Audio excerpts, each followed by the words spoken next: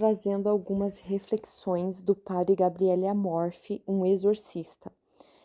O livro de qual eu estou retirando algumas reflexões é O Exorcista Explica o Mal e Suas Armadilhas. Eu recomendo muito que todo católico leia os livros do padre Gabriele, dê de presente. É uma catequese, é um aprendizado de um valor incrível. Vamos falar sobre as penas do inferno.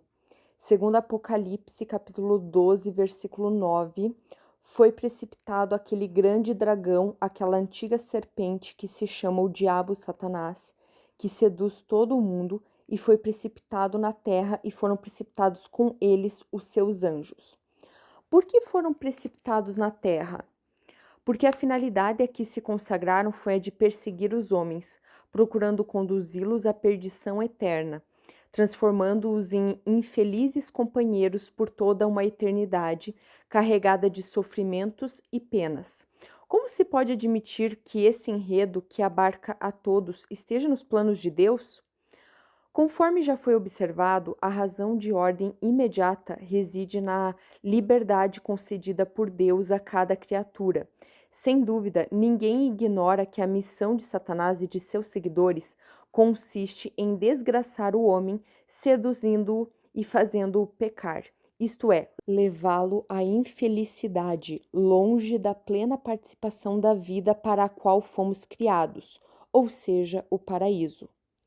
O inferno, pois, é o estado na qual os demônios e os homens condenados, por sua explícita e irrevogável escolha de se rebelar contra Deus, ficam distantes do Criador, dos anjos e dos santos, numa condição permanente e eterna de condenação, isto é, de tribulação. O inferno é uma exclusão voluntária da comunhão com Deus, conforme diz o Catecismo no número 1033. Não podemos estar em união com Deus se não escolhermos livremente amá-lo. E como fazer para amá-lo? Mas não podemos amar a Deus se pecamos gravemente contra Ele, contra o nosso próximo ou contra nós mesmos. Ao inferno, portanto, vai o que morre em pecado mortal sem estar arrependido, o que de forma impenitente não amou. Não é Deus quem predestina uma alma ao inferno, mas a própria alma que o escolhe pela vida que levou. É um lugar de grandes tormentos. O primeiro tormento, o que constitui o inferno, é a perda de Deus. O segundo tormento, os contínuos remorsos da consciência. O terceiro tormento, a certeza de que aquele destino não mudará nunca. O quarto tormento, o fogo que penetra na alma sem a destruir. Este é um tormento terrível, é um fogo puramente espiritual que é alimentado pela ira de Deus. O quinto tormento é a escuridão contínua, um horrível e sufocante cheiro nauseabundo, em meio ao qual, apesar das trevas, podem-se ver o demônio e as almas condenadas, umas em face das outras, e igualmente todos os males dos demais e os nossos próprios. O sexto tormento, a companhia contínua de Satanás. O sétimo tormento é um tremendo desespero, o ódio a Deus, as imprecações, maldições, blasfêmias. Esses são os tormentos que todos os condenados sofrem juntos, mas essa não é a finalidade das punições. Há formas de tormentos especiais para diversas almas e são os tormentos dos sentidos. Cada alma é afligida de maneira terrível e indescritível pelo pecado que praticou. Há horríveis cavernas, precipícios e tormentos, sendo cada suplício diferente do outro. O pecador sabe que será punido pelo sentido que o levou a pecar. O que relatei é uma pálida imagem do que vi. Observei que a maior parte das almas que lá se encontram são almas que não acreditavam que pudessem cair no inferno. Esse é um trecho de Santa Faustina explicando suas viagens, entre aspas, que fez ao inferno, que Deus pediu para que ela conhecesse e escrevesse sobre. E Padre Gabriele coloca todo esse segmento no livro dele. Lembrando que Santa Faustina ficou tão aterrorizada com aquela memória que rezava com muito fervor pela conversão dos pecadores e invocava incessantemente a misericórdia de Deus em favor deles. Padre Gabriele também coloca o testemunho de Glória Polo, que teve uma experiência extraordinária, e ela relata: quanta coisa queimava, irmãos, são trevas vivas, é um ódio que arde e nos devora, que nos põe a nu, não há palavras para descrever aquele horror. E Padre Gabriele explica: as visões e relatos aqui contidos faz-nos refletir. Por isso, em Fátima, a Virgem disse às crianças: rezai e fazei sacrifícios. Muitas almas vão para o inferno porque não há ninguém que reze e faça sacrifícios por elas. Por sua vez, em Medjugorje, Nossa Senhora disse 3 coisas interessantes que confirmam o que ensina o catecismo e que sumariamente já relatei. O inferno é eterno. Impossível que alguém se converta no inferno, porque de nenhum modo ninguém desejaria fazê-lo. No inferno, tornamo-nos partícipes da própria essência do inferno, isto é, a pessoa torna-se, por assim dizer, um fragmento do inferno. Padre Gabriele continua: sendo o reino do ódio, as almas ali condenadas são submetidas ao tormento dos demônios e aos sofrimentos que reciprocamente se infligem uma às outras.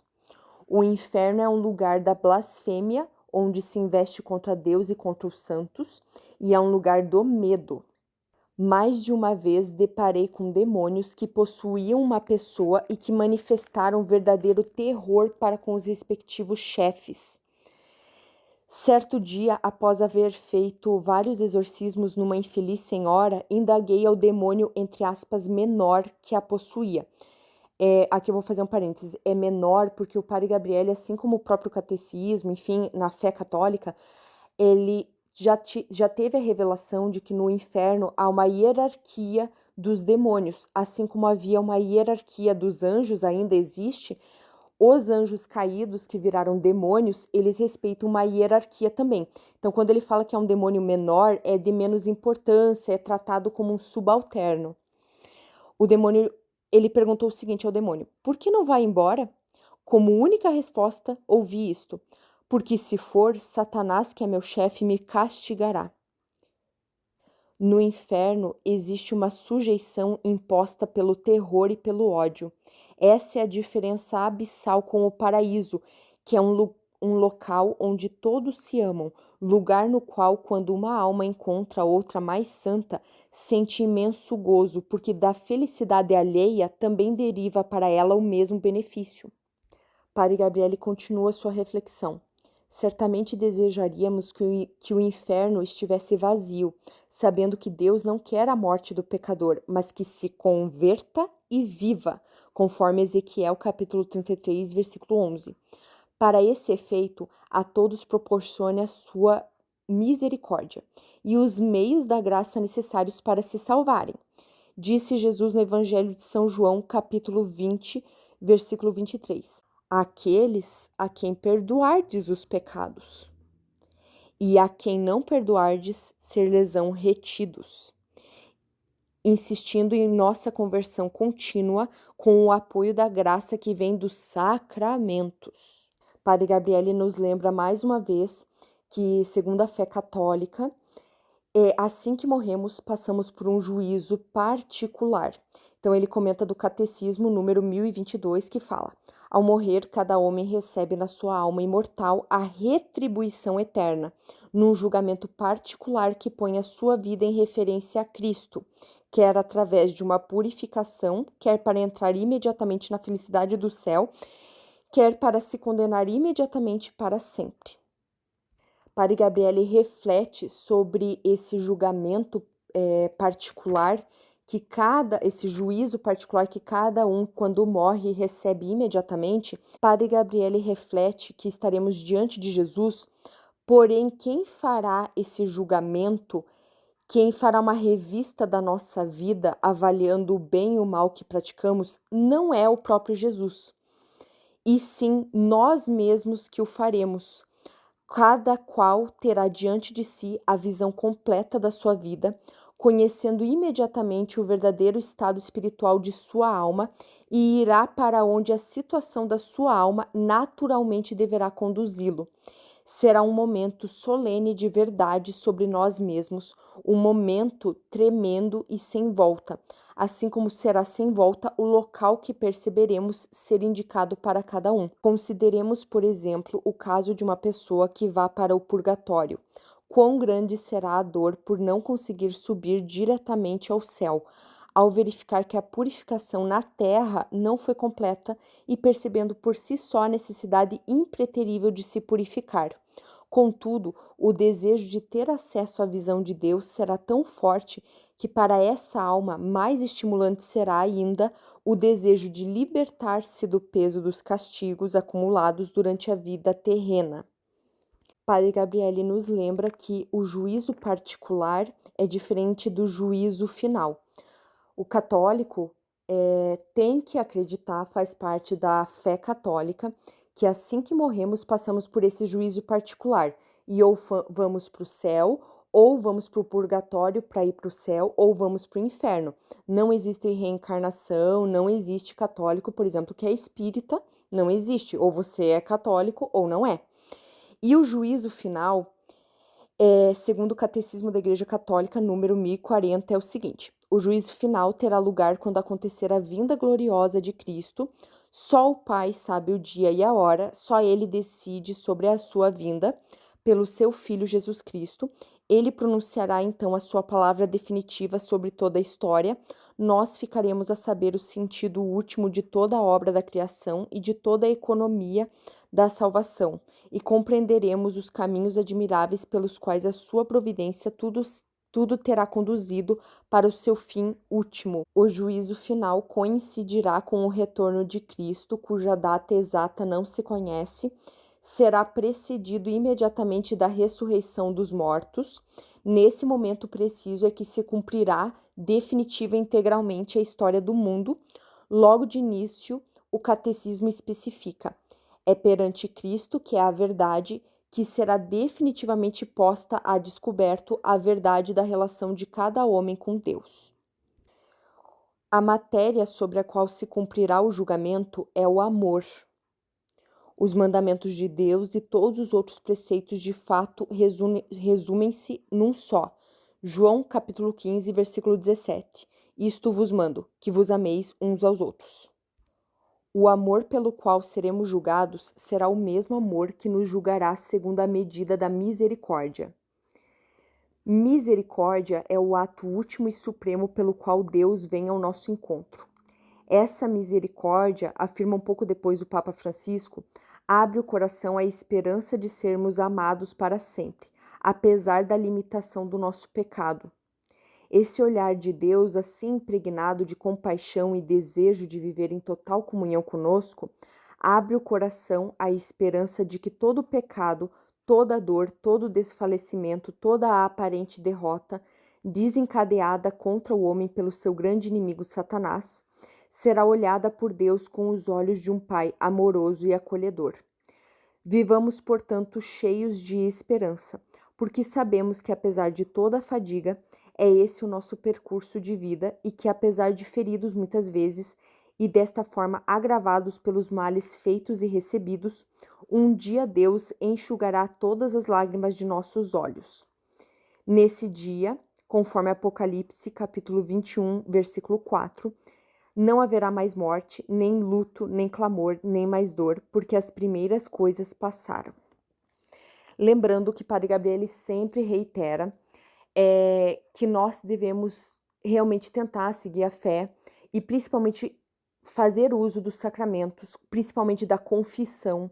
Se a gente peca, se a gente erra, ir atrás com arrependimento verdadeiro para nos livrar desses pecados, não aceitarmos uma vida medíocre, sendo escravos do pecado. Quanto mais purificados, buscando a santidade ainda nessa vida, com muito empenho, quem sabe muitos santos conseguem escapar do purgatório e ir direto para o céu, e nós temos que nos empenhar para fugir do inferno a todo custo. Padre Gabriele sempre explica na sua obra que não foi Deus que criou o inferno, foi uma escolha livre e consciente das criaturas. Os primeiros a escolherem foram os anjos. Os anjos, que são uma classe específica de criaturas angelicais, de uma inteligência muito acima da nossa, uma clareza muito acima da nossa, porque eles conseguem ver a Deus já na sua criação, eles não passam como a nós pela passagem na Terra. Os anjos tiveram que escolher, foram convidados dentro da sua liberdade a escolher. E Satanás e os anjos caídos escolheram que não queriam Deus em suas vidas. Portanto, eles criaram o inferno, que é um lugar com a ausência total de Deus. E estão lá. Nós, como criaturas de Deus, temos a liberdade, o livre-arbítrio, que todo o mistério da nossa passagem na Terra tem a ver com a nossa liberdade. E quem escolhe que não quer a Deus, escolhe o inferno. Tanto é que o julgamento, esse juízo particular, não necessariamente não tem essa visão de um Deus carrasco jogando com prazer você no inferno. Não. É, na verdade, muito triste, porque apesar de toda a bondade, misericórdia e amor divino infinito, ele fica muito triste porque para a pessoa que vai para o inferno é um caminho óbvio. Ela não consegue se ver no purgatório, muito menos no céu, porque não foi esse o caminho que ela trilhou, que essa pessoa trilhou, não foi essa a escolha que ela fez. Então, é o mistério da nossa liberdade e que nós, com Deus, por Deus e em Deus, todos os dias nesse vale de lágrimas, que nós tenhamos a sabedoria de escolher ir para Deus. Que nós não sejamos um dos condenados que se condena por livre e espontânea vontade a escolher o inferno quando morre. E Padre Gabriele sempre lembra o quão completa e linda é a fé católica, né? Então, convido os católicos a rezar o terço sempre que possível, quem sabe todos os dias, ir na missa, se confessar com frequência, se manter na fé católica com os sacramentos, que é a nossa armadura para tentar fugir do inferno e escolher o céu. Com Maria Santíssima, o melhor exemplo que já teve de uma mera criatura que escolheu a Deus em tudo. Ela é o melhor exemplo que nós temos. E que nós sejamos lembrados que saindo dessa vida, morrendo, não há reencarnação. Nós acreditamos que há céu, purgatório e inferno. E que nosso mérito, nossa vontade nessa vida, que é a única que nós temos para escolher para onde vamos na eternidade, que nós consigamos perseguir a santidade e fugir a todo custo do inferno, unidos à Igreja Una Santa Apostólica Romana, Santa Igreja Católica, e seus sacramentos e suas orações e devoções, agarrados ao manto de Maria Santíssima e louvando a Santíssima Trindade. Esse trecho do inferno, ele é um trecho um pouco mais pesado do livro, mas ele faz parte desse conteúdo mais catequético do Padre Gabriele para nos lembrar do porquê estamos aqui. Estamos aqui para louvar a Deus e trilhar o nosso caminho rumo à santidade e nos esforçar para não abandonar a Deus, porque abandonar a Deus é sinônimo de, na eternidade, cair no inferno, por escolha nossa. Deus é um Deus de amor, mas o ápice desse amor é respeitar a nossa liberdade. Então, que nós sejamos muito inspirados pelo Espírito Santo, que nós sempre peçamos a Deus virtudes religiosas, virtudes espirituais, para saber usar a nossa liberdade pensando na eternidade.